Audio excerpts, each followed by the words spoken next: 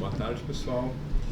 A gente vai ter aqui nosso apresentador, Rafael, que vai fazer uma introdução a lógicas não clássicas. Ele agora é doutorando na Unicamp, fez mestrado também na Unicamp sobre a interpretação de Wittgenstein a respeito do teorema da incompletude de Gödel e agora faz um doutorado focado em puzzles lógicos.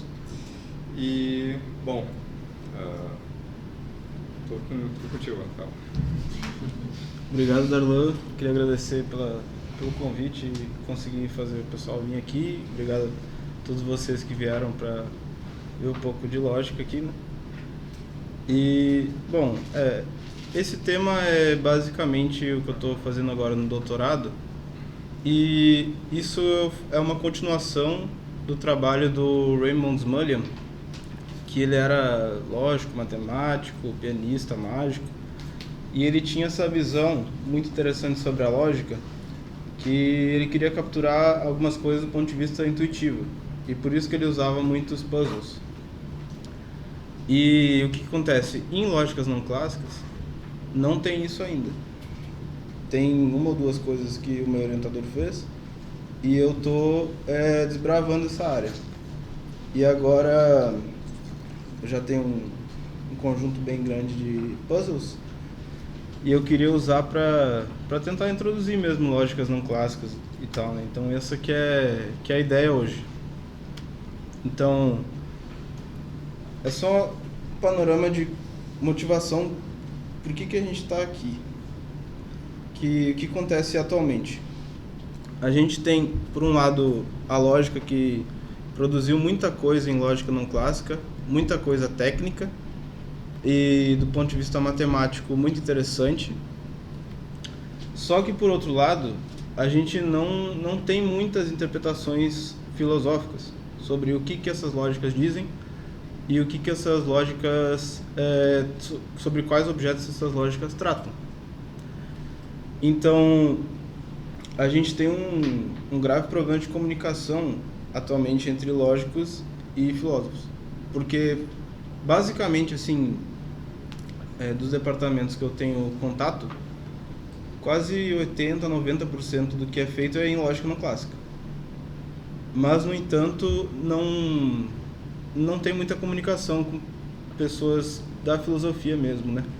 Então, acho que essa palestra também é um chamado para você, filósofos, que se atentem a lógicas não clássicas, porque é uma coisa muito interessante, que no Brasil está sendo muito desenvolvida e que poderia ser aplicada e tal. E qual que é a razão aqui que a gente está pegando lógicas não clássicas e puzzles? Quando a gente considera puzzles, a gente consegue capturar em alguns aspectos uma essência do raciocínio lógico de maneira intuitiva, né? E aí eu trouxe um exemplo inicial só para a gente ver um enigma simples em lógica clássica. Então, eu não sei quem está familiarizado ou não já com os enigmas do Smullyan, mas todos são um pouquinho uma variante de um enigma que ele chama da Ilha dos Cavaleiros e Bandidos. O que acontece? Tem uma ilha em que tem dois tipos de habitantes. Ou eles são cavaleiros, ou eles são bandidos. Os cavaleiros só falam o verdadeiro e os bandidos só falam o falso. E aí sempre tem um diálogo e tem que descobrir quem que é o cavaleiro e quem que é o bandido. E aí, por exemplo, um enigma. Tem um diálogo de dois habitantes dessa ilha e o explorador ouve a seguinte conversa. A pessoa A fala: algum de nós é bandido. E a pessoa B fala: A é bandido. E aí a gente sabe que exatamente um deles é cavaleiro. Somente um deles é cavaleiro. Então, quem são A e B? E aí a gente tem que resolver, né? Então, qual que é a solução? Nessa situação, a gente tem duas possibilidades. Tem um cavaleiro só. Então, ou o A é cavaleiro ou o B é cavaleiro. E se o A for cavaleiro, o B é bandido. E se o B for cavaleiro, o A é bandido. Então, a gente tem essas duas possibilidades. E se o B é cavaleiro, então A é bandido. Então a afirmação que o A fala, algum de nós é bandido, ela teria que ser falsa, mas é verdadeira, que é impossível. Então vamos ir mais devagarzinho.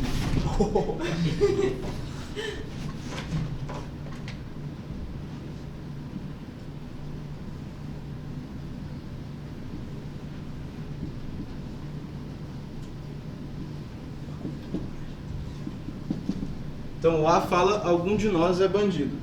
E a gente está considerando a possibilidade que o B é cavaleiro, então o A é bandido. Só que o que acontece? Se o A for bandido, a frase algum de nós é bandido é verdadeira. E aí ele seria não bandido, mas cavaleiro. Então essa possibilidade não é possível. E agora a segunda opção, né? Se o A é cavaleiro, então a afirmação que ele faz é verdadeira. Algum de nós é bandido. Só que quem é bandido não é o A, é o B. E o que o B fala? Ele fala, A é bandido. Isso aqui é falso, né? Porque o A é cavaleiro. Aí a gente consegue solucionar o enigma, porque essa é verdadeira e essa é falsa. E aí o A é o cavaleiro e o B é o bandido. Beleza. E assim a gente resolveu o puzzle em lógica clássica. A gente vê que tem aqui o que a gente usou. O princípio da bivalência e o enunciado ali que diz que exatamente um deles é cavaleiro. E o que tem de interessante aqui? A gente vê que o que acontece aqui é que tem uma proposição que é mais forte que a outra. Então, se eu digo que A é bandido, isso implica que algum de nós é bandido. Então, isso não pode ser verdadeiro sem que isso seja. Por isso que dá certo o inverso, mas não dá certo essa situação. E nas obras do Smully a gente tem diversos exemplos disso acontecendo. E o interessante é que ele vai longe. Ele chega até no Teorema da Incompletude, do Gödel. Ele consegue falar de muitas coisas em lógica clássica. E isso é, então, o que tinha sido feito até aqui. Mas o que eu pensei é o seguinte: o que aconteceria se a gente não considerar não apenas uma ilha de cavaleiros e bandidos, que seria uma ilha clássica, mas também um arquipélago de ilhas, e algumas ilhas não sendo só cavaleiros e bandidos, outras ilhas sendo com outros personagens, então, e isso a gente consegue ilustrar lógicas não clássicas aí. E isso que é interessante, porque aí é uma coisa intuitiva que a gente consegue introduzir lógicas não clássicas. Então vamos começar. A gente está nesses puzzles, é muito importante a narrativa, né? Então, a primeira investigação do explorador, que ele estava nas ilhas dos Cavaleiros e Bandidos. Aí agora, em vez de explorar uma ilha, a gente vai explorar um arquipélago de ilhas de Cavaleiros e Bandidos. Então, cada uma dessas ilhas funciona como uma ilha dos Cavaleiros e Bandidos, que a gente viu um puzzle aqui. Mas, aí o que acontece? Por conta da proximidade dessas ilhas, existem certas pontes que dão acesso a uma ilha e outra ilha. Então, a gente pode pensar que tem um arquipélago, aí tem uma ilha aqui, que tem uma ponte que construiu para outra ilha, e aí que tem uma ilha isolada, enfim, vários tipos de configuração.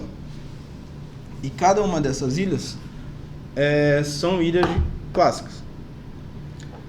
Só que, bom, elas têm certas relações políticas e tal, né? Então, por exemplo, construir uma ponte para determinado lugar não garante que tenha acesso nas duas vias. Que às vezes pode ter uma ilha mais poderosa que outra, e aí só tem uma via de passar. Então, a gente tem essa noção de acessibilidade entre duas ilhas. E o que acontece? Eu não sei se vocês já viram quadrinhos desse tipo de enigma da Ilha dos Cavaleiros e Bandidos, mas tem quadrinhos que pegam essa ideia e pensam como seria, né? E aí, por exemplo, tem Ilhas dos Cavaleiros, que seriam ilhas que eles mataram todos os bandidos e fizeram uma ilha só de cavaleiro. E uma ilha que os bandidos dominaram, então... ou patifes, né? Então, meio que se construiu umas convenções sociais entre essas ilhas, para não perder o controle populacional. Vamos dizer que tenha um indivíduo que esteja nessa ilha aqui. Aqui ele é um cavaleiro, mas se ele for acessar essa ilha aqui, pode ser que ele se torne um bandido nessa ilha, para não ter essa coisa de desequilíbrio populacional. Entenderam a ideia? Uma pessoa aqui que é um cavaleiro, ela vai para outra ilha, ela tem que se comportar como um bandido.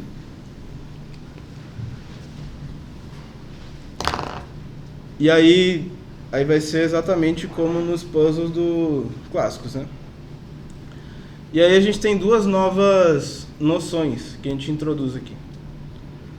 Primeiro a gente diz que alguém é confiavelmente um cavaleiro ou confiavelmente um bandido se todas as ilhas que ele pode visitar, ele também é esse personagem. Então vamos ver um exemplo. Se a gente tem a ilha 1, que acessa a ilha 2 e a ilha 3. Então tem uma ponte para a ilha 2 e uma ponte para a ilha 3. Se ele é um cavaleiro aqui e um cavaleiro aqui, então ele é um cavaleiro em todas as ilhas. Então, do ponto de vista dessa ilha, ele é um cavaleiro confiável. Ele se mantém assim. E se ele for um bandido nessas aqui, ele é um bandido confiável nessa ilha. E a gente diz que ele é potencialmente um cavaleiro ou potencialmente um bandido se em alguma ilha que ele pode visitar, ele é tal personagem. Tudo do ponto de vista de uma ilha, né? Do que ele pode visitar em uma ilha. E aí agora, isso é um puzzle que a gente pode construir dentro dessa ideia. Então a gente tem uma ilha que acessa outras 3 ilhas. Então, uma ilha 1 acessa outras 3 ilhas, tem ponte pra cá e tal. E aí A e B dizem. O A diz, eu sou um cavaleiro confiável. E o B diz, A é um cavaleiro em potencial. Aí qual é o enunciado? Sabendo que exatamente um deles é bandido, quem são A e B? Na ilha original, né? Ah, tá escrito aí. Então, vamos fazer a mesma coisa que a gente fez no Enigma do Smully. A gente pega, ou A é um cavaleiro e B é um bandido, ou B é um cavaleiro e A é um bandido. Então vamos supor que B é um bandido e A é um cavaleiro. Então, A está dizendo algo que é verdadeiro e B está dizendo algo que é falso. Então, se o que A diz é verdadeiro, ele está dizendo que ele é um cavaleiro confiável. O que seria ser um cavaleiro confiável? Significa que ele é um cavaleiro. Ele é um cavaleiro aqui, ele é um cavaleiro aqui e ele é um cavaleiro aqui também.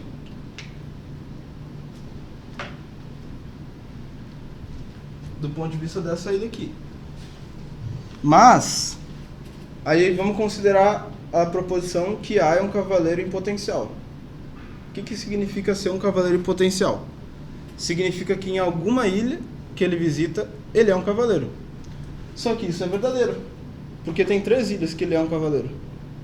Então o que B diz é verdadeiro. Logo ele não pode ser o bandido, né? Então a gente já elimina essa possibilidade.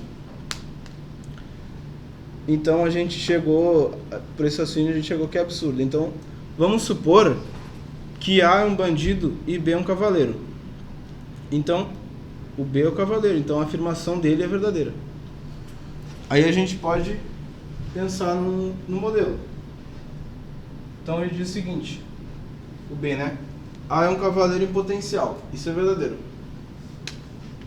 Eu só preciso que A seja cavaleiro em uma dessas aqui, no mínimo. Só que o que o A diz é falso. Então o que eu preciso? Eu preciso que A não seja um cavaleiro confiável. Então, é negação desse para todo. Em algum, ele não é. Então vamos supor que ele é um bandido nesse outro aqui. E aí a gente conseguiu construir um modelo para isso aqui. Então, como é a única possibilidade que restou e ela não é contraditória, aí dá certo. Então, nesse caso, por exemplo, o A é um bandido aqui nessa ilha e o B é um cavaleiro nessa ilha. Aí o A tem que ser um cavaleiro nessa ilha e um bandido na outra ilha. E aí, a gente tem essa mesma ideia que a gente tinha no anterior, né? A gente vê que, nesse exemplo, se a gente está tratando de ser confiável, isso é mais forte do que ser em potencial. Porque ser confiável implica que é em potencial. Mas ser em potencial não implica, né? Que aí pode ter um caso só e ele não ser confiável. Mas a gente consegue pensar em outros casos, né? Em que a noção de ser confiável é da mesma força de ser em potencial e que ser confiável não implica em ser potencial. Isso seria uma questão. Então, agora vamos imaginar uma outra situação. A gente tem uma ilha isolada. Então, essa ilha não tem ponte para nenhuma ilha. E aí, o habitante afirma o seguinte: eu sou um bandido confiável. E agora quem é esse habitante? Ele fala, nessa ilha aqui, eu sou um bandido confiável. Aí vamos ver o que era ser bandido confiável, né? Então, o que acontece em uma ilha isolada? Não se pode visitar nenhuma outra ilha. Então, se A afirma que é um bandido confiável, quando que isso é verdadeiro? Quando ele é um bandido em todas as ilhas que ele visita. Só que nenhuma ilha que ele visita não acontece isso. Então isso é vacuamente verdadeiro. Quando ele afirma eu sou um bandido confiável, isso é vacuamente verdadeiro. Então, o que ele está afirmando, eu sou um bandido confiável, tem que ser sempre verdadeiro. Então ele não é um bandido, ele é um cavaleiro nessa ilha. Então é interessante, a partir desse outro exemplo, a gente vê que ser confiável não vai implicar ser em potencial. Então a gente tem o bandido que diz aqui, eu sou um bandido confiável, uma ilha isolada. Mas será que ele pode falar, eu sou um bandido em potencial? Porque para ser bandido em potencial, tem que, em alguma ilha que acessa, ele ser um bandido. Só que tem que existir. Então ele não pode ser um bandido em potencial. Então nesse caso, ser confiável não implica ser potencial. E pelo mesmo raciocínio a gente poderia ver como que faz coincidir esses conceitos aí, né? Se a ilha acessa só... obrigado. Se a ilha acessa só uma outra ilha,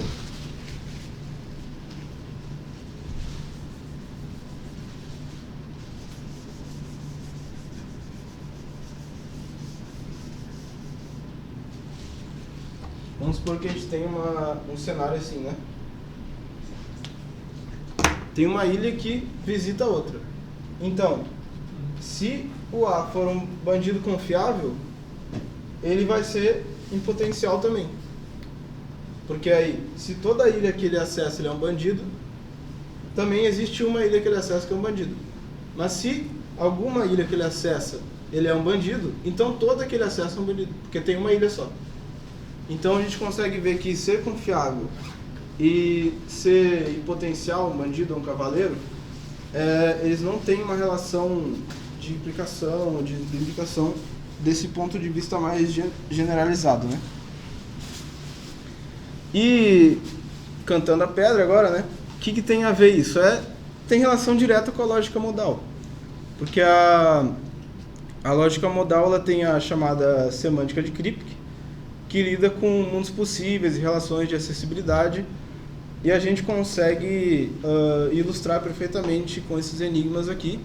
Tem outros e tal, mas pelo tempo eu não vou mostrar todos, né? O que acontece na lógica modal?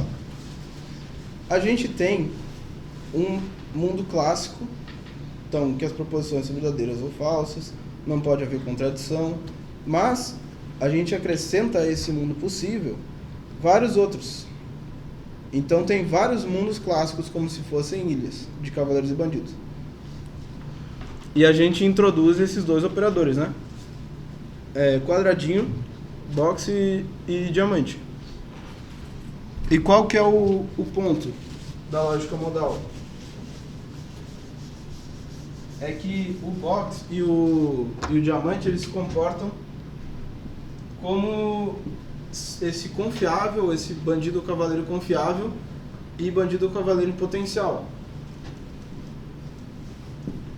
Então, quando é que a gente sabe tudo isso em relação ao mundo W, tá?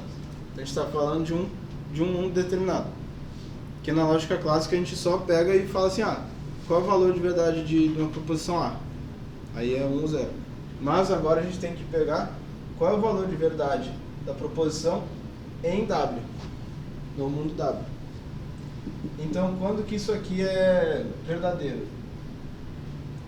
Quando todo mundo que acessa o mundo W, todo mundo que o W acessa, a proposição A é verdadeira.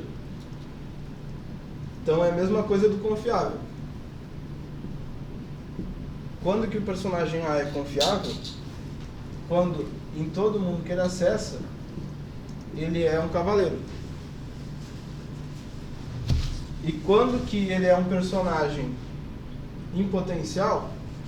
Quando algum mundo que ele acessa, ele é um cavaleiro. E aí, se eu estivesse perguntando, quando é que ele é um bandido confiável? É quando ele é um bandido em todos. Então tem essa relação direta com a lógica modal. E aí, esse enigma que a gente viu foi o quê? A gente estava tratando da relação entre ser confiável, que é necessariamente A, e ser em potencial, que seria o possivelmente A. E a gente viu que nem sempre isso aqui acontece, né? Nem sempre ser confiável implica ser possível. Ser necessário não implica ser possível. E aí, isso aqui seria no sistema modal mais geral, que é o sistema K. Justamente porque é o Kripke que deu essas semânticas iniciais e tal. Mas se a gente quiser modelar outros tipos de sistema modal, a gente pode querer que isso valha sempre. Aí se isso valer sempre, vai ser outro sistema modal. Vai ser uma restrição sobre esse sistema mais geral.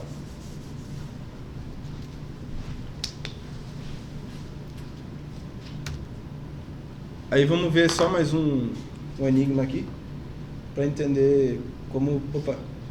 Não tem problema? Não, pode perguntar, é para isso. Fiquei em dúvida porque eu não sei a semântica do sistema K, mas nela então, tipo, se é possível que A não é verdadeiro se tipo A é falso em todo mundo possível a partir de W, mas é verdadeiro só em W. Digamos, só em W A é verdadeiro, todos os outros mundos que acesso é falso, é possível que A seja verdadeiro? Ou não? Peraí, eu não sei se eu... primeira coisa, o W não necessariamente acessa ele mesmo. Tá. Então ele pode ter que acessar ele mesmo. Mas se não, só vai ter que levar em conta para a proposição que é necessário só os mundos que ele acessa. W', por exemplo. E para que é possível é a mesma coisa? Para que é possível é a mesma coisa. Tá. Então pode ser o caso que isso aconteça ou não. Se isso acontecer, é o sistema T daí, KT.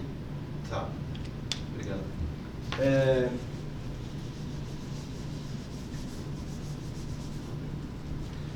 Mas vamos ver um outro enigma agora. Agora que a gente sabe do que se trata, talvez fique um pouco mais claro, né? Então, Desta vez o explorador ele encontra uma ilha que possui acesso a duas outras ilhas. Então eles construíram duas pontes. Uma para a Ilha dos Cavaleiros, que numa batalha sanguinária eles mataram todos os bandidos, ficou só cavaleiro nessa ilha. E uma ilha de bandidos, que eles se refugiaram depois que os cavaleiros dominaram a outra, né? E aí neste lugar, então nessa ilha que tem uma ponte para duas outras, ele se depara com o seguinte diálogo. Então o A fala: eu sou um cavaleiro potencial e eu sou um bandido potencial, em potencial. E o B fala: eu sou um cavaleiro e um bandido em potencial. E aí o desafio é: quem que é A e B? A gente não sabe nada, se tem um que é cavaleiro, os dois são cavaleiros, os dois são bandidos. Então a gente desenha de novo, né? Para imaginar a situação. A gente tem aqui uma ilha inicial, que tem A e B, que tem uma ponte para a Ilha dos Cavaleiros e uma para a Ilha dos Bandidos. Nessa ilha aqui, o A é um cavaleiro e o B é um cavaleiro. Na outra ilha, o A é um bandido e o B é um bandido. Aí, o que o A fala? O A fala o seguinte: eu sou um cavaleiro potencial e eu sou um bandido em potencial. Então, quando que isso é verdadeiro? Isso é verdadeiro quando ele é um cavaleiro potencial, quando isso é verdadeiro, e quando A é um bandido em potencial também é verdadeiro. Só a regrinha da conjunção. Para ele ser um cavaleiro em potencial, tem que em alguma ilha ele ser o cavaleiro. E ele é, na ilha do cavaleiro. Então, aqui seria verdadeiro que ele é um cavaleiro em potencial. Ele também fala: sou um bandido em potencial. Que seria isso aqui, né? E ele também é. Opa, não. E ele é um bandido em potencial na Ilha dos Bandidos. Isso é o que o A fala. Agora, o que o B fala? Eu sou um cavaleiro e um bandido em potencial. Então, em alguma dessas ilhas eu sou um cavaleiro e um bandido. Então ele está falando, potencialmente eu sou B, eu sou um cavaleiro e um bandido. Só que isso aqui é impossível, né? Não tem como ele ser um cavaleiro e um bandido na mesma ilha. Mas isso acontece. Então, o A é um cavaleiro e o B é um bandido. E aí aqui a gente vê outra regrinha muito interessante de sistemas modais, né? Quando a gente tem, por exemplo, que é possível uma coisa e é possível outra, isso aqui não implica que a conjunção das duas seja possível. E o exemplo que fica mais claro é quando tem uma contradição, né? Que o B é possível, o não B é possível, mas o B e não B não é possível. E a gente consegue ver nesse enigma. Deixa eu só ver o tempo aqui. É até as 3h30, né? Acho que eu vou deixar tipo 20 minutos de perguntas para ficar mais. Mas vamos ver. Então, A é um cavaleiro e B é um bandido. E a gente pode ver que esse enigma ilustra esse fato, né, que C potencialmente X e Y não implica ser os dois em conjunto. Aí em termos formais a gente tem isso que eu tinha explicado. E nos outros enigmas a gente viu que se algo é necessário, nem sempre isso implica ser possível. Por exemplo, quando tem um mundo isolado, todas as afirmações de necessidade são verdadeiras, porque elas são vacuamente verdadeiras. Mas a possibilidade é sempre falsa, porque para que seja verdadeira a possibilidade, tem que existir um mundo. E aí a gente, só o modelinho que eu tinha construído aqui para mostrar como A é um cavaleiro e B é um bandido. E aí, beleza. Terminamos de explorar o arquipélago e agora o explorador descobre que nem em todas as ilhas a gente tem apenas cavaleiros e bandidos, né? Então, algumas ilhas são compostas de cavaleiros, bandidos e coringas. Então, um terceiro personagem. E o que é esse coringa? Esse coringa é como se fosse um personagem fragmentado. Então, em alguns aspectos ele é um cavaleiro e em outros aspectos ele é um bandido. Então, ele tem uma natureza contraditória. E devido a essa natureza contraditória que ele tem, ele vai afirmar só coisas contraditórias. Então, por exemplo, ele vai afirmar que ele é um bandido, porque isso é contraditório. É uma coisa que é da natureza contraditória dele, e também irá dizer que é um cavaleiro, porque ele ser cavaleiro não é uma verdade, é uma contradição, porque ele é um personagem fragmentado, mas ele não vai afirmar coisas puramente verdadeiras, nem puramente falsas, porque ele tem esse aspecto fragmentado. Então vamos ver um outro enigma. Então a gente tem 3 habitantes da ilha dos cavaleiros, bandidos e coringas que estão conversando com o nosso explorador ali de novo, né? Aí ele pergunta pro personagem A: que personagem é você? Aí o A responde, mas ele não entende o que o A falou. Então o nosso explorador não ouviu o que o A disse. E o explorador, então ele perguntou a B: o que... Nossa, aqui tá errado. Seria o que A disse. O que A disse?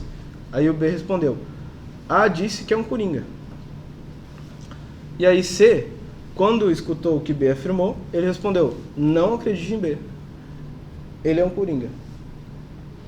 E de investigações prévias, o explorador sabe que exatamente um deles é um coringa. Então, quem são A, B e C?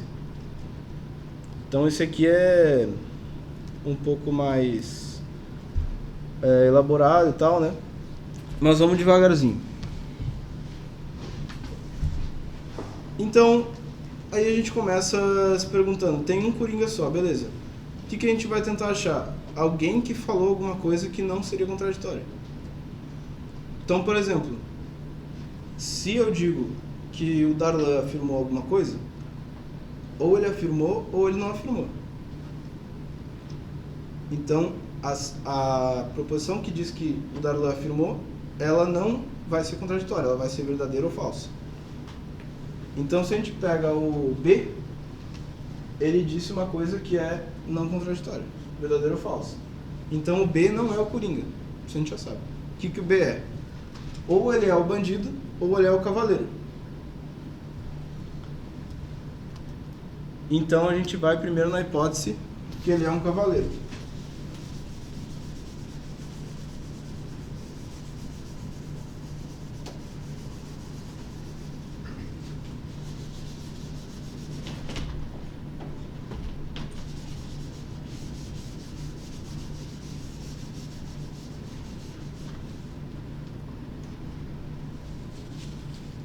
Então, se o B é cavaleiro,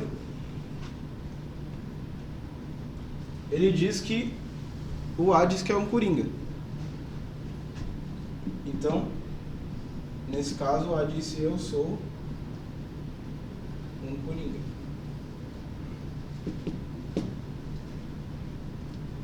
Mas se o A disser que é um coringa, quem que é o A? Bom, ele não pode ser um cavaleiro, né? Porque senão seria algo falso. Mas ele pode ser o coringa? Não pode, porque o coringa afirmar que é um coringa é algo verdadeiro. Então, ele tem que ser o bandido. Aí, nessa situação, que o B é o cavaleiro, o A seria um bandido. Tem B e B, aí fica complicado. Então, o B é o cavaleiro e o A é o bandido. Mas aí, o que o C diz? Ele diz para não acreditar em B, porque B é coringa. Só que isso é algo falso, que ele seja coringa, porque ele é o cavaleiro. Então ele também seria o bandido. Só que a gente diz que tem exatamente um cavaleiro, um coringa. aqui, né? O explorador sabe que exatamente um deles é o Coringa. Então essa hipótese que a gente tentou construir não deu certo. Então vamos supor agora... Nossa, na verdade, aqui é bandido. Pra dar certo. Eu coloquei Coringa, mas é bandido. Então vamos supor que o B seja bandido. Se ele é bandido, então ele falou algo que é falso, né? Então o A não disse isso aqui. Eu sou um Coringa. Então agora o A não está limitado a ser um bandido. O A pode ser bandido, cavaleiro, qualquer coisa seja, porque a gente não sabe nada que ele afirmou. E, bom, eu tinha colocado que o C falou Coringa, mas foi uma coisa que eu digitei errado. Quando eu fiz é que eu passei do inglês pro português aí uma coisa. Quando eu fiz era para ser bandido, né? Porque agora o C fala que B é bandido. E isso é verdadeiro. Então ele agora é o cavaleiro. Sendo cavaleiro, só sobrou o A ser o Coringa. Então a gente sabe agora que o B é bandido, o A é Coringa e o C é cavaleiro. E a gente resolveu o puzzle.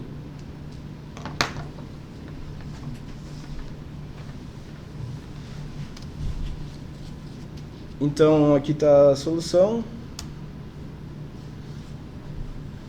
Aí, mais uma vez, né? Outro enigma dessa lógica dessa ilha com cavaleiros, bandidos e coringas. Então dessa vez o explorador pergunta a outro habitante da ilha: você é um coringa? E a gente não sabe o que o habitante respondeu, mas sabe que ele respondeu ou sim ou não. Ah, é um coringa? Essa aqui dá pra vocês fazerem.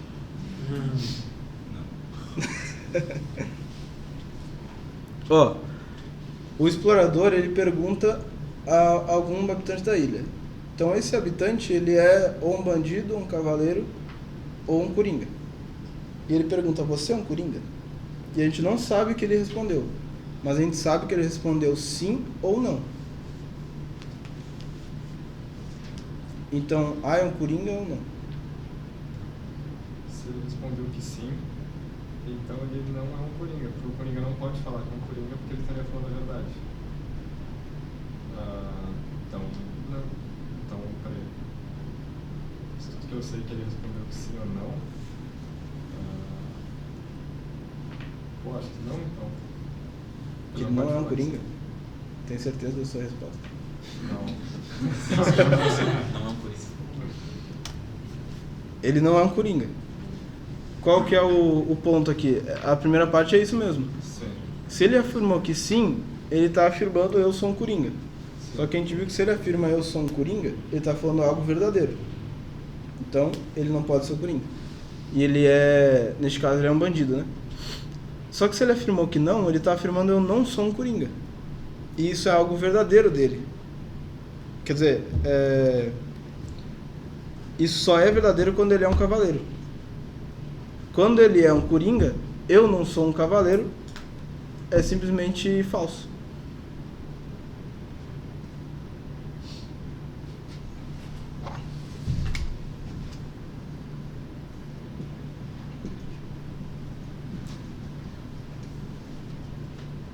Vamos lá.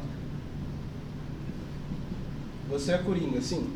Qual que é a regra do coringa mesmo? Ele não Coringa- pode dizer nada que seja verdadeiro Ou nem puramente verdadeiro nem falso, ele só fala coisas contraditórias. Só contradições. Tá? Então ele pode falar, por exemplo, ele pode falar eu sou um cavaleiro, porque isso tem um valor contraditório do Coringa falando. E também pode falar que é um bandido.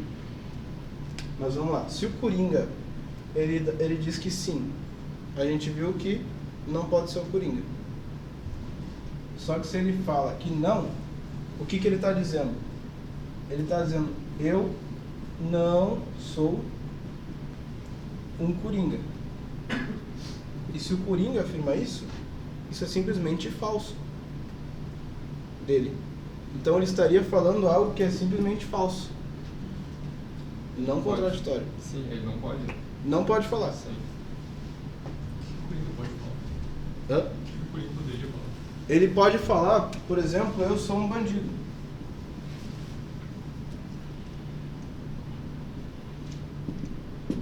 Porque isso aqui, o bandido não pode afirmar, porque seria verdadeiro do bandido. Tá, entendi. E se o cavaleiro afirma, é falso. Então, ela é verdadeira, essencialmente se ela é falsa. Então, o Coringa pode afirmar isso. E dentro dessa história, ele também pode afirmar que ele é um cavaleiro. Porque não seria algo simplesmente falso, nem simplesmente verdadeiro, porque Coringa é cavaleiro e bandido. Tem essa coisa, essa natureza contraditória. Esse eu não entendi. É por causa da forma como a gente constrói o enigma.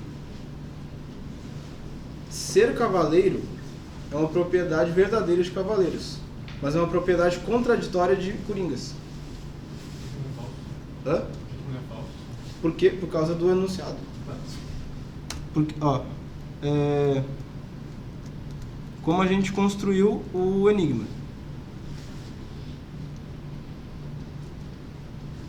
Onde está a historinha? Então, coringas são personagens fragmentados. Se eu disser que ele é um cavaleiro, isso não é simplesmente verdadeiro nem simplesmente falso. É contraditório. Porque ele é cavaleiro e bandido. Então essa é a premissa. É uma premissa para conseguir introduzir lógica para consistente. Então é só uma história. Só uma historinha. Eu acho que o problema dele é com a inteligibilidade do conceito de Coringa. Se é possível que tenha algum indivíduo que possa ter essas... Não, mas aí tem algum indivíduo que só fala a verdade? Que ele vai falar somente o que é o verdadeiro? Não tem também. É uma história montada, né? Sim, mas é que parece que o que fala só verdades, o que fala só falsidades, é mais inteligível do que o Coringa. Eu acho que não, porque como ele vai sobre verdades que não podem ser conhecidas por ele, ele vai afirmar mesmo assim, ele não vai afirmar? É que eles têm um vocabulário meio limitado, né? Eles só falam... Se limitar aqui eu sou bandido, sou cavaleiro, ele também é limitado. Mas ele só pode falar contradições? Isso, ele fala só contradições. E qual é o ponto? Ele falar, eu sou um cavaleiro, o Coringa falar que um cavaleiro é contraditório. Porque ser cavaleiro, para o Coringa, não é algo simplesmente verdadeiro e simplesmente falso. Agora, Por que não? Eu não entendi.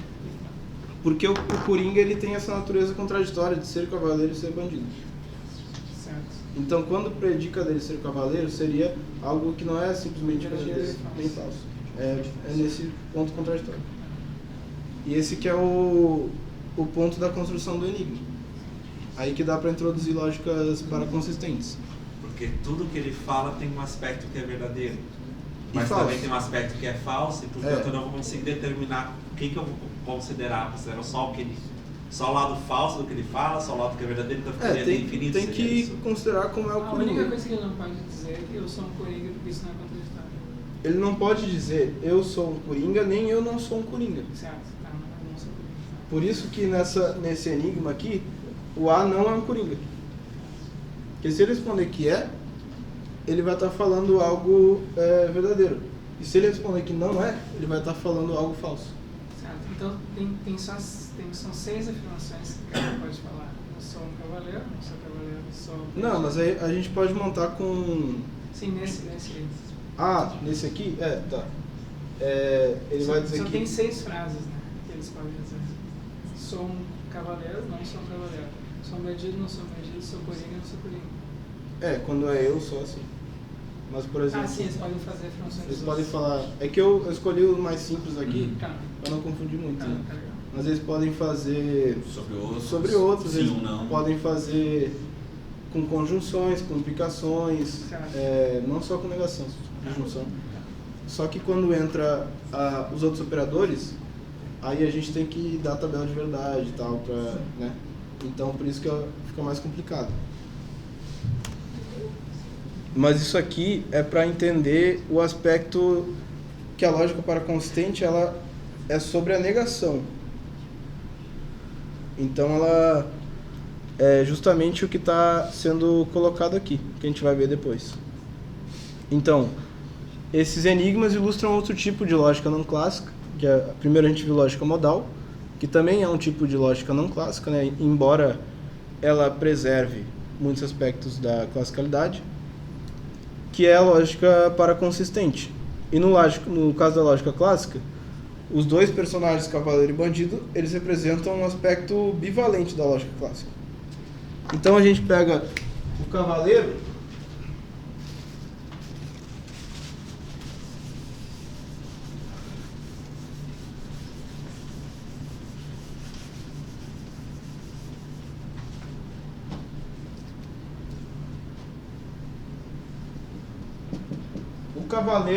a gente consegue determinar, vamos dizer que ele é o valor 1.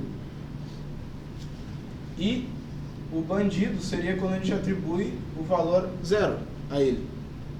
E aí qual que é a ideia desse puzzle aqui?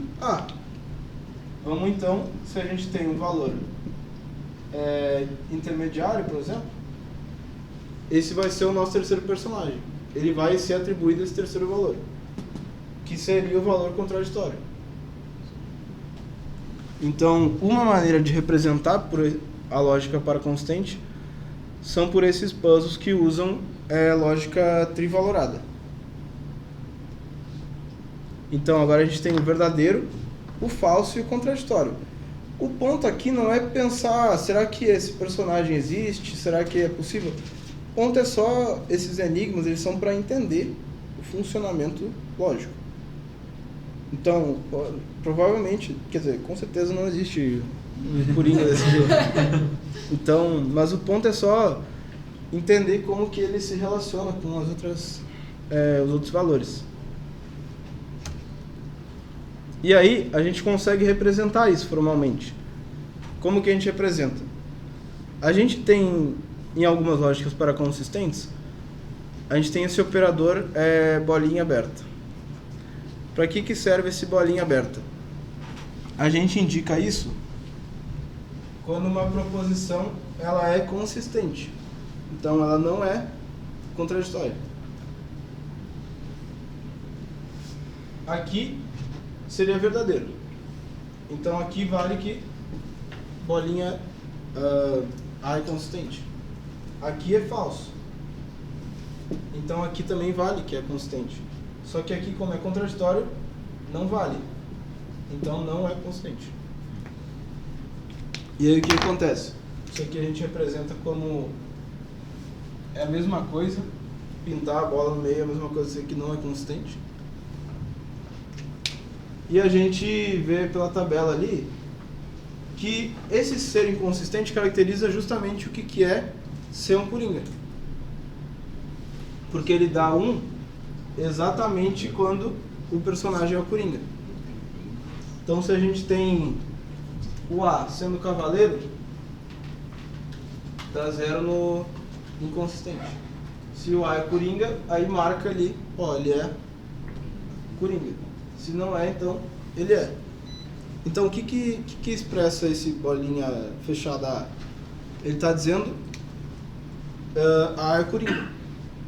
Da mesma maneira que a gente viu o box que A é confiável e o diamante que A é um potencial bandido cavaleiro. Agora, nesses enigmas aqui, isso aqui vai dizer que A é um coringa. E aí a gente vê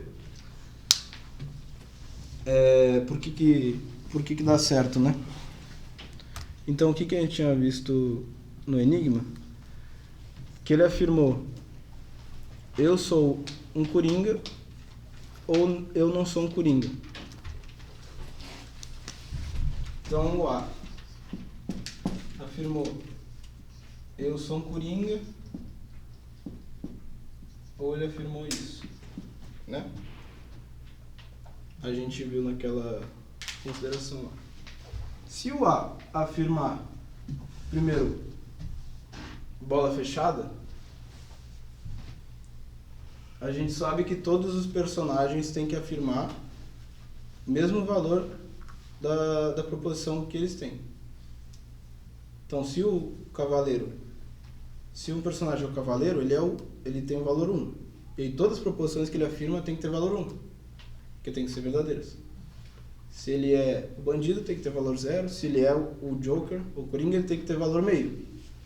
Aí a gente vê, se ele afirma, eu sou um Coringa, e ele for um Coringa, isso vai ter valor 1. Então ele não pode afirmar isso. E se ele afirma, eu não sou um Coringa, e ele for Coringa, tem valor 0. Então não vai funcionar. Então ele não vai ser o Coringa. Então a gente consegue ver como que também dá para formalizar isso. E a mesma coisa nos de lógica modal.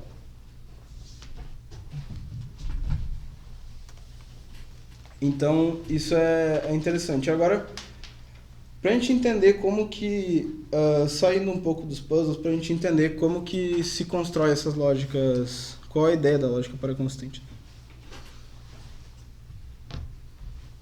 Então agora vamos voltar para o 1, meio, 0, esquecer um pouco dos puzzles.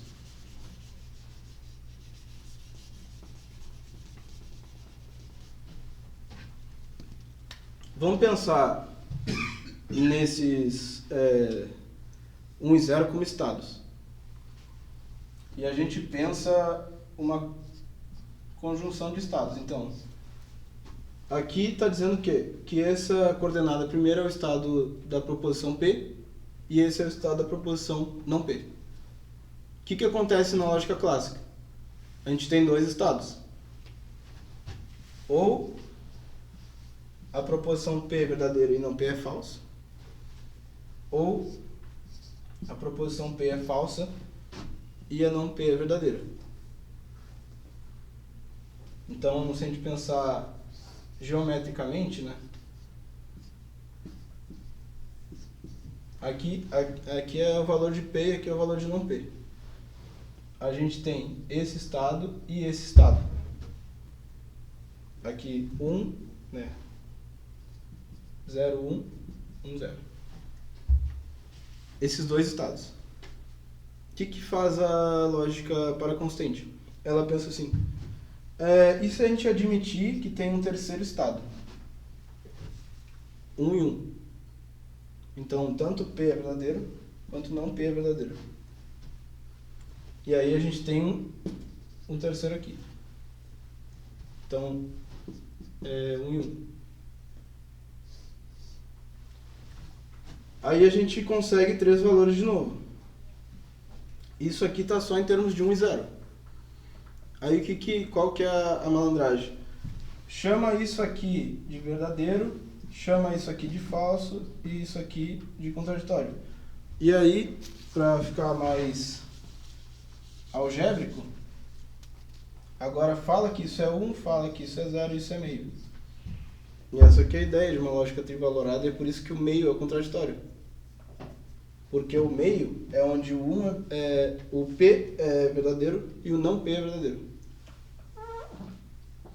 Então, só para a gente ter uma noção de, às vezes esse meio fica um pouco, o que quer dizer esse meio e tal. Na lógica paraconstante é isso aqui, que é o P é verdadeiro e o não P é verdadeiro.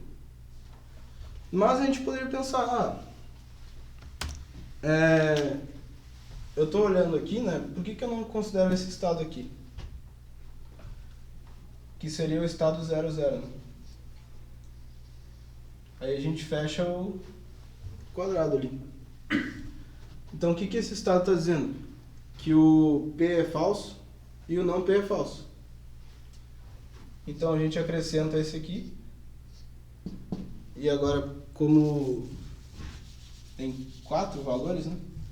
Aí a gente diz que esse é o verdadeiro, esse é o falso, esse aqui pode ser contraditório e esse o neutro, o estado neutro, que nem P é verdadeiro, nem P é verdadeiro, nem não P é verdadeiro. E aí a gente também pode montar enigmas com 4 personagens e tal, né? Só para a gente entender como que constrói isso. E essas são as tuplas. Aí aqui eu coloquei nesse sentido. Rafael, por que tu está chamando esse? Por que se chama o 00 de neutro? Porque, claro que se tu diz assim, que o P nem o P é verdadeiro, nem o P é verdadeiro, mas se tu disser que... por que isso não se segue uma contradição também? Porque se o P não é verdadeiro, então ele deveria ser falso. Né? E aí não P se o P não é verdadeiro, sim, ele deveria ser falso? Tu já está raciocinando, supondo assim... Isso, não, mas é que daí a gente... quando a gente faz isso, a gente descola essas noções, entendeu? Sim. Aí a gente não pode usar mais a tabela de verdade comum. Tá. Porque agora a gente está pensando não deterministicamente. Então, tá. O neutro, então, seria não sei. Isso. Não sei. Eu vou explicar como isso aplica. Aí é mais ou menos assim, não sei. O neutro não é um nome bom, eu acho. Talvez indeterminado, acho que é melhor. É só porque ele usa normalmente como N. Uhum. Mas então, uma maneira de pensar esses 4 valores é assim. Por quê? Aí a gente pensa, por exemplo, o que é o melhor? O que é o melhor dos mundos? É alguma coisa, uma proposição ser verdadeira. O que é o pior dos mundos? É ela ser falsa. E o que seria o meio termo? Ela ou ser neutra ou ser contraditória. Isso pensando numa base de dados, né? E aí a gente pode nomear cada estado aqui por uma letra e fica essa coisa T, F, N e C. E aí a gente colocaria o Coringa como esse estado C. E o N seria o novo personagem, que é o neutro, né? Então tem outros puzzles que eu fiz também com 4 personagens. E o que acontece? Ela é paraconsistente e paracompleta. Paracompleto porque tem o neutro? Porque tem o neutro, exatamente. Então quando a gente vai...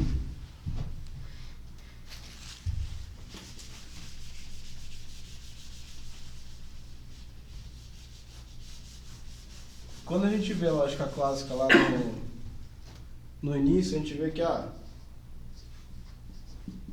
não A é 1, C e somente C, A é 0, né? Então a gente tem 2 condições escondidas aqui. Se A é 1, se não A é 1, A é 0. E se A é 0, então não A é 1. Se a gente rejeita isso aqui, a gente tem uma lógica paraconsistente.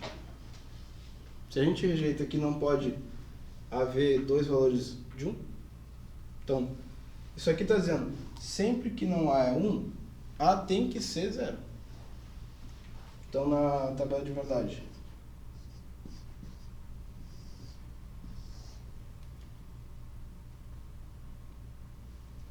se aqui for 1, aqui tem que ser 0. Por outro lado, se a gente rejeita isso aqui, a gente vai ter uma lógica paracompleta. Porque isso aqui está dizendo, se A é 0, o não A não pode ser 0 também. Porque ele tem que ser 1. E aí o que acontece quando a gente rejeita essas 2 coisas? A gente tem uma tabela de verdade não determinística. Não é exatamente uma tabela de verdade, mas, por exemplo, se o P é 1, se o P é verdadeiro, o que é o não P? Ele pode ser ou verdadeiro ou falso. E se o P é falso, o que o não P pode ser? Ou verdadeiro ou falso. Então aí a gente tem uma semântica não determinística. Que Deixou seria... em aberto. Hã? Deixou em aberto. Isso porque a lógica clássica é verifuncional. Então... A modificação é no operador de negação. Só. Isso É O operador de negação significa outra coisa. Significa outra coisa. Essa lógica. Em lógicas paraconstentes e paracompletas. A paracompleta, ela não determiniza essa parte. E a paraconstante não determiniza... obrigado. Não determiniza essa parte. E se a gente juntar as duas, a gente tem isso aqui. Então mexe na quantidade de valores de verdade e mexe, entre aspas, na tabela de verdade. Sim. Na verdade, não é mais uma tabela de verdade. Porque a tabela de verdade teria que ser uma coisa mecânica e velho funcional. Então, tem que usar outras semânticas. Mas aí, o que a gente tem aqui, né? Esse aqui, ó, 1 e 1 é o Coringa, 1 e 0 é o Cavaleiro, 0 e 1 é o Bandido, e 0 e 0 é o neutro que é indeterminado, né? Então, a gente consegue ver também esses 4 estados. Então mexe na quantidade de valores de verdade, mexe na semântica e mexe no operador da negação. Isso. E aí, por isso que diz que é uma lógica que tem glutes e que tem gaps. O que é o glutes? O glute é esse, quando dá um e um aqui, ó. Isso é um glute. Que sobrepõe, né? Tem o P e o não P, os ambos são verdadeiros. E um gap é quando dá 0 e 0. Porque nem P acontece, nem não P. Isso. E quando seria o glutes? Isso seria tanto porque eu tenho uma inconsistência na minha base de dados, essa é uma coisa epistêmica, não estou falando algo sobre o mundo, ou quando seria tem aspectos em que algo acontece e aspectos em que não acontece. Esse que é o ponto que eu tinha falado no início, que as lógicas não clássicas foram desenvolvidas e agora precisa de filósofos pensarem nisso. Porque tem interpretações sobre o que isso significa, mas não é algo assim tão desenvolvido, entendeu? Então tem gente que vai dizer que, por exemplo, isso aqui é uma inconsistência em um banco de dados. Por exemplo, num banco de dados muito grande como de um aeroporto, pode ser que tenha dados contraditórios, que um voo vai acontecer em tal horário e não vai acontecer, porque vai acontecer em outro horário. Isso acontece em base de dados. E se a gente não permite que tenha glute, se a gente usa uma lógica clássica, isso daria explosão. Mas a gente tem que permitir que tenha. Só que aí tem um ponto a mais. A gente tem que permitir que tenha, mas não permitir que se tenha sobre tudo. Então tem algumas coisas de um aeroporto que é crucial. Por exemplo, não haver outro aeroporto na pista na hora de decolar. E aí a gente poderia dizer que essa proposição tem que ser consistente. Então ela não pode ter glute, nem gap, tem que saber. Então é por isso que essas lógicas são usadas para esse tipo de coisa. Mas a gente pode pensar também em termos de contradições mesmo, contradições verdadeiras, dialeteias. Que tem aquele dialeticismo. Isso, é dialeteísmo. Então, em primeira vista, essas lógicas elas são neutras do ponto de vista filosófico. E aí cabe aos filósofos interpretarem o que isso está dizendo e onde que isso pode ser aplicado. E aí a gente consegue ver como que define essas funções dentro dessas estruturas, né? Então a gente tem as coordenadas, que é isso aqui, né? Tem 1, 0, 0, 1, 1, 1 e 0, 0. E a negação, como é que funciona? Se eu nego uma tupla, eu só inverto. Então, se uma proposição é 1 e 0, eu só inverto e vira 0, 1. Então, de 1 e 0 passa para 0, 1. Se uma proposição é verdadeira, ela se torna falsa. E se é 0, 1, vira 1, 0. Então, se ela é falsa, ela se torna verdadeira. E aí a gente vê nos últimos casos, se eu tenho 1 e 1 e eu invirto, vira 1 e 1. E se eu tenho 0, 0 e eu inverto, vira 0, 0. Então a gente consegue induzir como que é essas tabelas. Porque se A é contraditório, não A também é contraditório, e se A é indeterminado, não A também é indeterminado. Aí fica claro, né, por quê? A gente vê por meio das estruturas booleanas.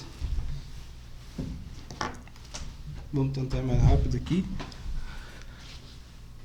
E aí, aqui é um pouco mais complicado, mas a gente pode estender essa lógica introduzindo aquele operador que a gente tinha dado antes, que é o bolinha, né? O que esse operador diz? Que uma proposição é consistente.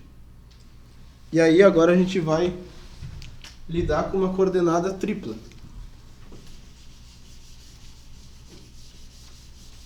Então a gente vai ter o valor do P, o valor do não P e o valor do bola P. Se a gente pensar em termos geométricos, é como se a gente pegasse uma terceira dimensão aqui, ó, que fosse o bola P. Então vai ter os estados possíveis aqui. E aí tem esses três valores. E o que é o bola P? Ele diz, bom, P é consistente. Então a gente tem esses estados possíveis. Ó, P é consistente e verdadeiro. P é consistente e falso. E os outros, P não é consistente. Aí ele é verdadeiro e inconsistente. Falso e inconsistente, indeterminado e inconsistente, ou sobredeterminado e inconsistente. Aí, perguntar por que ele pode ser verdadeiro e inconsistente, né? Aí a gente tem que pensar, o que foi pensado inicialmente é que isso é para modelar uma base de dados. Então, ele é verdadeiro e inconsistente significa que a gente até agora sabe que é verdadeiro, mas pode ser que no futuro a gente encontre alguma inconsistência, adicionando mais coisas na base de dados. Mas, se ele é verdadeiro e consistente, significa, bom, ele é verdadeiro e não pode entrar na base de dados mais alguma coisa que seja contraditória com ele. Então é uma questão de possivelmente ser inconsistente, não que há uma contradição. Então novamente a gente tem 6 estados, né? Não sei se eu fiz o diagrama, não.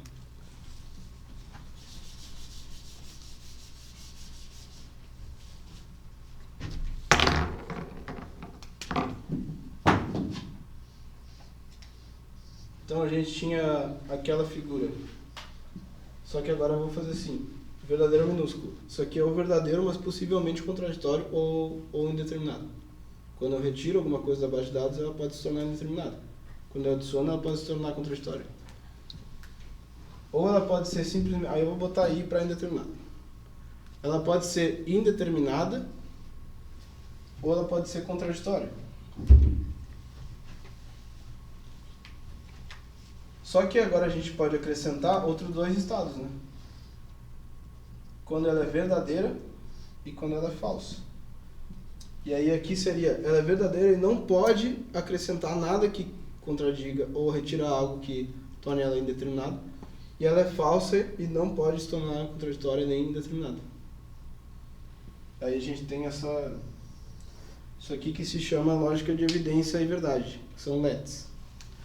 Que também é algo que está sendo discutido na lógica brasileira e tal. E o ponto é que a interpretação que se tem filosófica disso até agora é muito limitada. É uma coisa só sobre base de dados e tal, mas, por exemplo,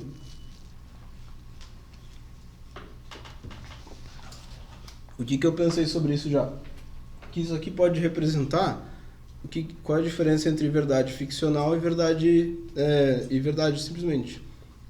Então, verdade ficcional são coisas que a gente pode ter contradições. Por exemplo, se eu tenho uma afirmação num livro, pode ser que eu descubra depois que ele vai afirmar outra coisa que seja contraditória com isso. E aí vai se tornar uma contradição ficcional, uma sobredeterminação ficcional. E captura esse aspecto aqui, que uma coisa, ela pode ser que não seja contraditória nesse instante, mas ela venha a se tornar contraditória. quando, por exemplo, eu pego, sei lá, um filme, aí eu junto esse filme com um universo de outra franquia, assim, e tenha coisas que sejam incompatíveis. Seria como adicionar duas bases de dados. Só que verdade não ficcional não admite esse tipo de coisa. Então, a verdade não seria contraditória. Não admite essas coisas. Então, esse é um exemplo de como interpretar de maneira diferente, né? Então, a gente chama desses valores. Então, bom, a gente teve uma introdução, o que são essas lógicas não clássicas, né? E a gente viu de onde elas surgem e tal, e agora é legítimo perguntar, né? Por que motivo que os filósofos estariam interessados em aprender isso? Para que serve lógica não clássica e como a gente incorpora nos nossos trabalhos? Então, isso aqui eu só mencionei algumas aplicações, mas, enfim, tem muitas outras, né? Então, uma coisa interessante, por exemplo, lógica paraconsistente, a gente pode utilizar para modelar cenários de desacordo epistêmico entre pares e grupos. Então, tem determinado indivíduo está argumentando que há, determinado indivíduo está argumentando que não há. E isso seria, sei lá, um desacordo profundo, aquele tipo. Como que coloca isso em termos formais, né? Então, dá para entender por lógicas paraconsistentes. Não precisa ser o que tem uma coisa que talvez não seja tão divulgada, que lógica paraconsistente não é sobre contradições simplesmente, contradições verdadeiras. Pode ser usado para modelar qualquer coisa que tenha conflito, que tenha incompatibilidade. Lógica modal também utilizado para modelar conceitos de necessidade e possibilidade na metafísica. Aí tem lógica epistêmica, lógica temporal, variedade de coisas assim que isso aqui até daria uma outra palestra sozinho. Lógica fuzzy, que seria uma coisa que pergunta o que é a lógica fuzzy? Lógica paraconsistente, a lógica fuzzy? Não necessariamente. O que seria a lógica fuzzy? Quando a gente tem a lógica clássica, o que a gente pega? Vamos pegar as fórmulas de uma linguagem e vamos fazer uma função que mande das fórmulas ao 0 e ao 1. Então, essa função de valoração ela vai mandar uma fórmula A, vai ser o verdadeiro ou falso. E aí, a lógica fuzzy ela simplesmente faz isso aqui. Vamos mandar, em vez do verdadeiro ou falso, do intervalo real entre o verdadeiro e o falso. Então, uma proposição pode ter valor 0,54. Essa é a ideia da lógica fuzzy. E aí a gente pode modelar cenários de vagueza conceitual. Aí é um debate, outro debate, né? E lógica intuicionista, por exemplo. O que seria a lógica intuicionista que não vale o princípio do terceiro excluído? Então, se vale o princípio do terceiro excluído é que para toda proposição é verdadeiro. Ao não é verdadeiro. E nessa lógica aqui que a gente construiu, tem um caso que o valor de P é 0 e o valor de não P é 0.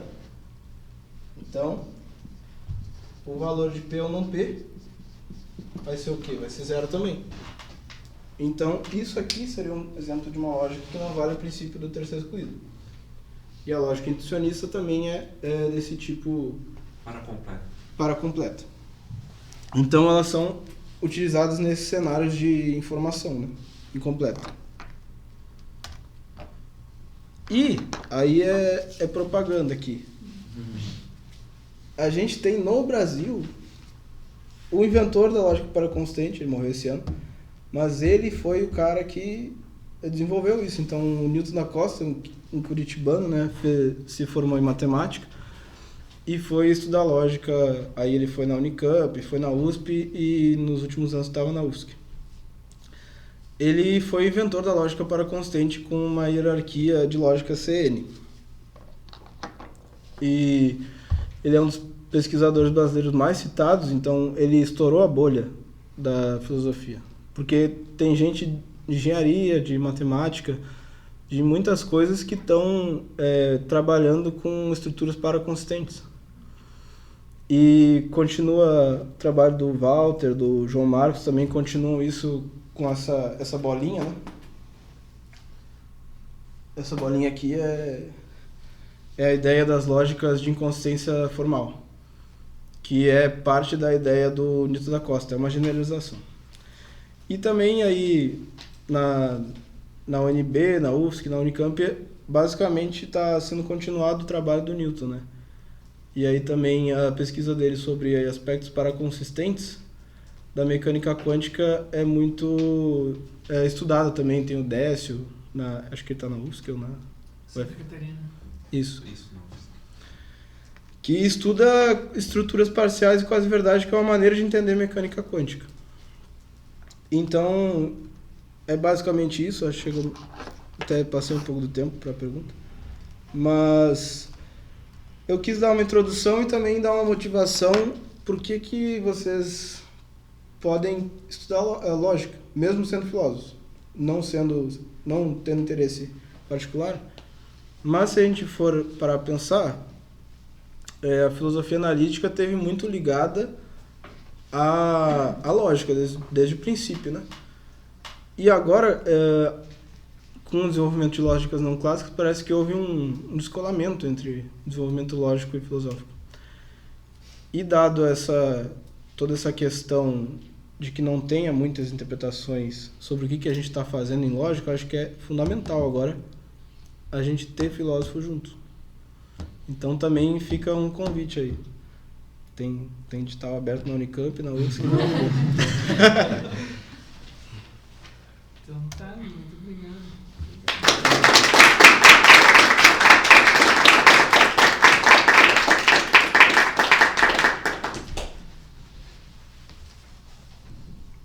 Bom, eu tenho uma questão, eu queria te perguntar, parece que tem uma pluralidade assim, de sistemas lógicos possíveis, né? E eu fico me perguntando, parece que a gente pode criar esses sistemas e ajustar eles aos raciocínios que a gente vai entender. E, então, para mim, a pergunta que fica assim, como é que eu escolho? Parece que não tem assim nenhuma norma, né, que me diga assim, não, eu devo usar essa lógica aqui ou aquela outra lógica. Então, eu não sei, assim, alguns autores pensam que tem um critério na geral, né, para derrotar. Por exemplo, o pessoal que defende o uso da lógica clássica diz isso, né, eu posso ter um raciocínio assim, tipo, essa aqui é a lógica mais simples, ela permite sistematizações mais gerais, né? Essas outras têm usos mais restritos, então tá, a gente usa isso daqui e essas outras aqui são como jogos. Mas eu não sei, o que tu pensa disso? Que critério que a gente poderia usar para empregar uma ou outra, já que a gente pode... Sim. A gente pode ajustar a lógica ao raciocínio que a gente já tem. Então, o cálculo não serve como uma métrica, né, da correção, da validade do pensamento que a gente já tem, uma vez que a gente pode ajustar a lógica ao pensamento que a gente tem. Então, como é que a gente escolhe? Acho que o primeiro ponto é que, quando a gente considera essas lógicas que eu mostrei, a lógica clássica é um subsistema delas. Então, elas são mais expressivas do que a lógica clássica. Então, esse argumento de generalidade às vezes não funciona. Mas o que acontece? A gente normalmente vai por esse caminho quando se pergunta o que é verdade. Que a lógica clássica seria o melhor modelo para o raciocínio sobre preservação de verdade. Mas essas lógicas não necessariamente estão tratando disso.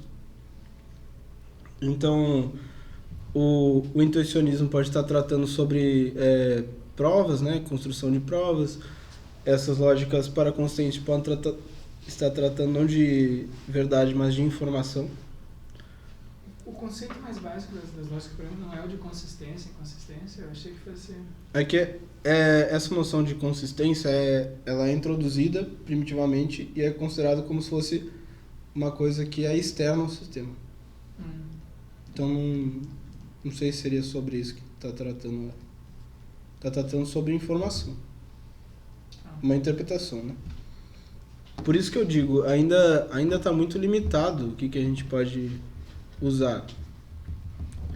Mas, na filosofia tem muitas coisas que vai encontrar incompatibilidade ou vai encontrar uma coisa que seja distinta da lógica clássica, né?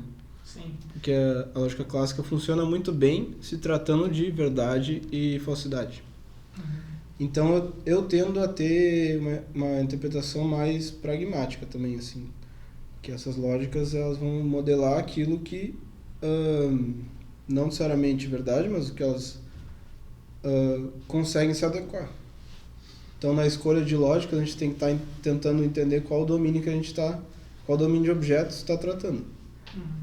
Não é simplesmente escolher a lógica pela lógica, entende? Porque na própria apresentação dessas lógicas, o livro do Newton da Costa começa apresentando uma hierarquia de lógicas. E o livro do Walter e do Marcelo, que expandem isso, começa apresentando uma família de lógicas pré-consistentes. Sim. O argumento que eu conheço é o argumento do Quine, né, sobre isso. Então, ele tem um argumento pragmático também. Ele admite, olha, pode haver contextos em que lógicas não clássicas podem vir a ser adotadas. E ele fala do caso da mecânica quântica e tal. Mas ele diz, então, o raciocínio nunca é pontual, não é assim, nós temos algo que justifique a lógica, essa ou aquela lógica isoladamente, a gente tem que avaliar o desenvolvimento da nossa teoria geral do mundo, das ciências e tudo mais, da qual a matemática e a lógica fazem parte, e a gente faz uma avaliação em bloco, holística, desse todo, e aí avalia qual das lógicas serve melhor esse papel de sistematização. Então, esse é o critério, digamos assim, do Quine, né? Sim. Mas eu sei que tem gente que faz avaliações assim mais pontuais. Que eu não sei se pensar nesse termo de uma lógica que sistematiza todas as outras, né? Não sei que ponto que isso... Porque com a lógica a gente normatiza, regula ou modela, como tu falaste, as relações entre enunciados, né? Então, quais são as inferências que são aceitáveis? Sim. Válidas? Por exemplo, a gente poderia falar assim, a gente tem a lógica e aí o raciocínio metalógico. Esse tem que ser clássico. Mas não necessariamente, a gente tem metateorias para constantes, metateorias para definidas, para completas, então, sim. Entende? É um pouco difícil de dizer como sistematizar isso. Sim. Certo. Tem uma outra questão, mas não sei se... Tenho uma dúvida se tu sabe como lógicas não clássicas podem ter algum paralelo ou explicar funcionamento de computação quântica. Eu não cheguei a ver isso particularmente, mas eu sei que o Walter, que é meu orientador, ele já pesquisou isso sobre computação quântica, e eu sei que vai entrar lógica para consistente, né? Mas eu não sei exatamente em que ponto entra isso. Mas essa ideia de ter vários estados é para fazer uma base de dados realmente em computação.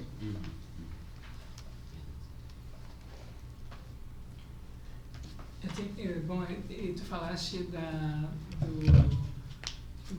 lógica parece consistente, podia servir como modelo para o discurso, para os textos ficcionais, certo? Isso é aquela, para consistente não, a para definida, que é com Lutz e Gibbs. Tá. Mas eu penso que assim, isso assim, eu acho que se a gente for analisar o discurso científico, né, a gente supõe que não há contradições na realidade, os cientistas supõem, os filósofos em geral supõem, realistas, que não há contradições na realidade. Mas há muitas contradições no discurso científico. Sim. Então, então, não é só o discurso assim, de um ficcional também, o discurso científico pode ser interpretado por essas lógicas ou modelado por essas lógicas, né? Então, e também isso tanto do ponto de vista assim, interno a uma teoria científica, tem muitos exemplos de teorias científicas que são inconsistentes.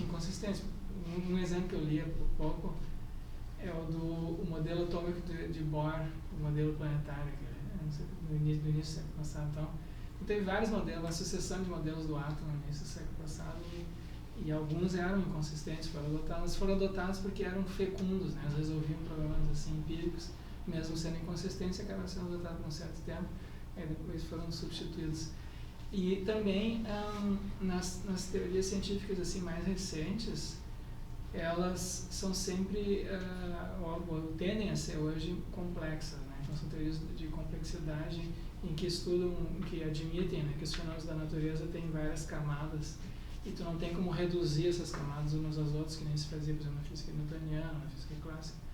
Então, se supõe que a explicação completa da natureza tem essas várias perspectivas, várias camadas, e então pode haver incoerência aí também, entre os vários níveis de explicação científica, né? Então, por exemplo, assim, a gente pode ter um nível da explicação dos seres humanos que é genético, outro que é evolutivo, outro que é orgânico, individual, outro que é ecológico, social, e pode haver incoerências nos enunciados que são feitos nesses vários níveis. Então também eu acho que Sim. Então não é só a ficção. Não, sim, eu acho que eu só coloquei o ficcional, que é algo que eu tinha pensado, mas essa questão da inconsistência na ciência é algo que desde o princípio, lá no Mito da Costa, já é um fator motivacional principal, né? Junto com os paradoxos semânticos e tal, que aí é mais uma... aí que tem essa linha, vai para duas linhas, né? Se eu estou tratando mais de paradoxos, eu vou dizer que isso aqui, o paradoxo mentiroso é uma contradição verdadeira. Aí eu vou para um dialeteísmo. Se eu pego esse caminho de pensar contradições na ciência e na linguagem em geral, né? Então, sei lá, o uso da noção de ser verdadeiro na linguagem é inconsistente. Se eu tomo assim, eu acabo adotando uma abordagem epistêmica da paraconsistência. E é essa abordagem epistêmica que muita gente descarta por não conhecer mesmo. Que nem eu lembro que ano passado eu apresentei, eu vi um trabalho sobre desacordos epistêmicos de epistemologia. Sim. Aí eu perguntei para a pessoa, o que tu acha de juntar isso com lógica paraconsistente, porque ele falou coisas que dava certinho ali, eu já estava imaginando na minha cabeça como ia fazer. Mas ele, não, mas eu não estou de acordo com contradições no mundo e tal.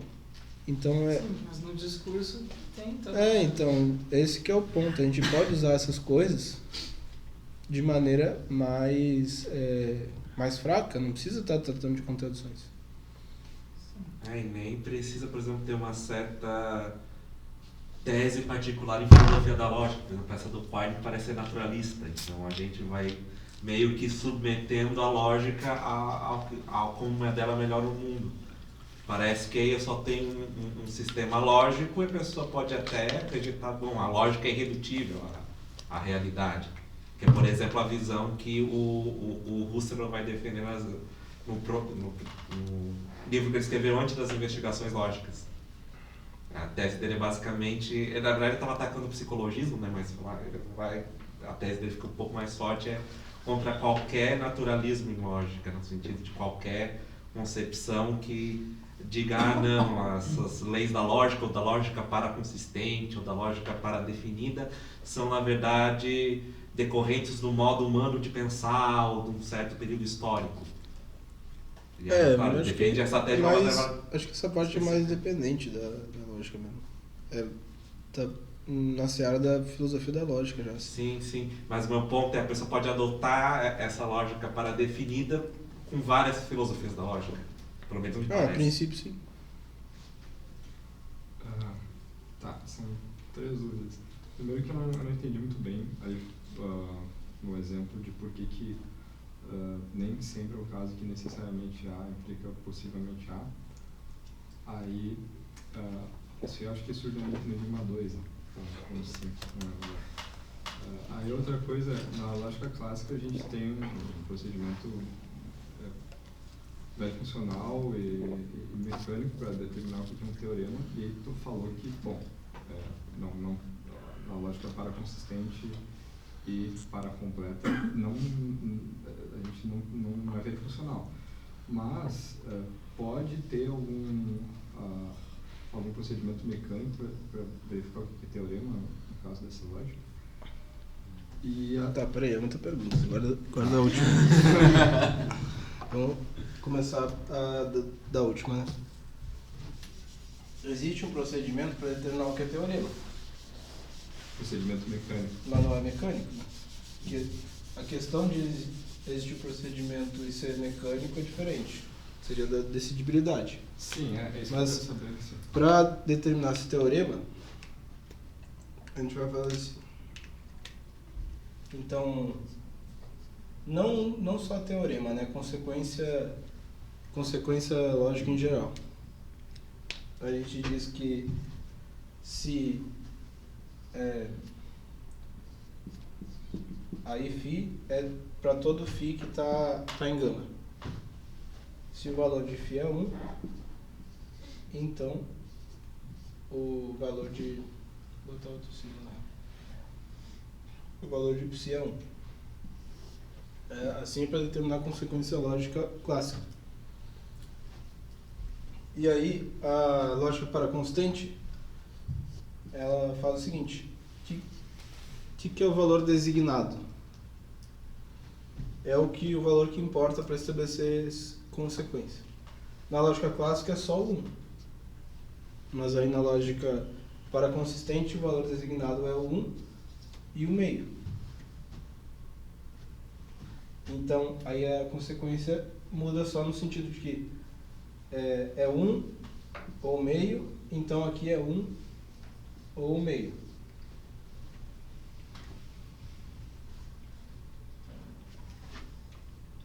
Por que o meio é designado? Porque é isso que vai estabelecer isso ser uma lógica para consistente, senão ela se torna uma lógica para completa. Aí o meio, se não for designado, ele vai se comportar como um valor indeterminado, não como um valor contraditório. Então isso aqui é fundamental, que o meio seja designado. A gente pode ter a mesma tabela de verdade e o meio não ser designado e vai ser outra lógica. E a primeira era da necessidade, né? Sim. Então, quando a gente vai ver se a fórmula é válida, a gente tem que pensar em um contramodelo. Aí é fácil, só construir um contramodelo. Sim. E o contramodelo que invalida isso é pensar o seguinte: a gente tem um mundo que é isolado. Então ele não acessa nenhum outro mundo. Aí, qual é a condição para que o box de A seja verdadeiro?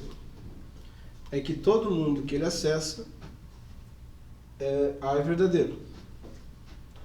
Só que como ele não tem mundo que ele acessa, ele é vacuamente verdadeiro.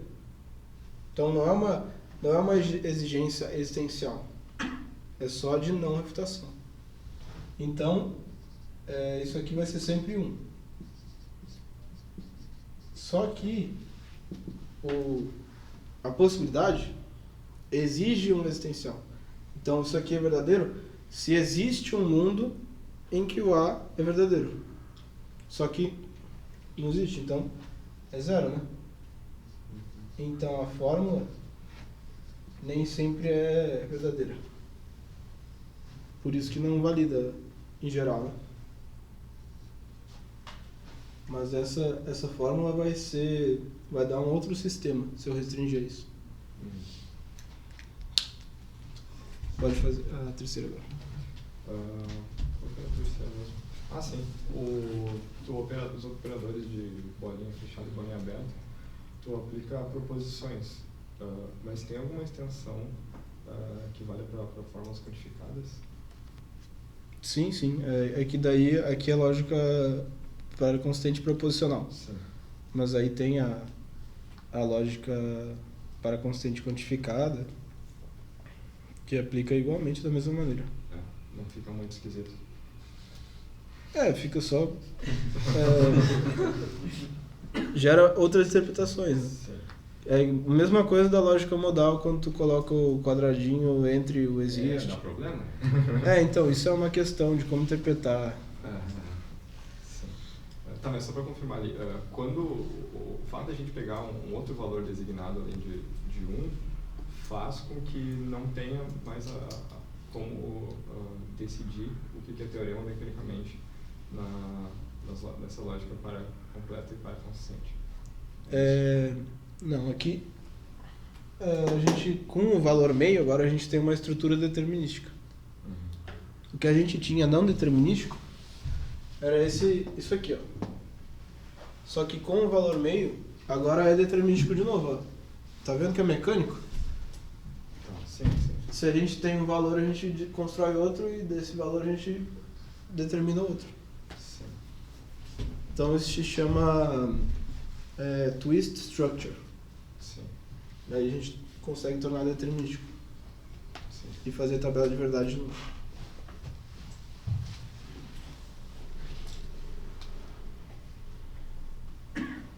Se alguém tem mais alguma dúvida? Então tá, obrigado, Rafael. Obrigado.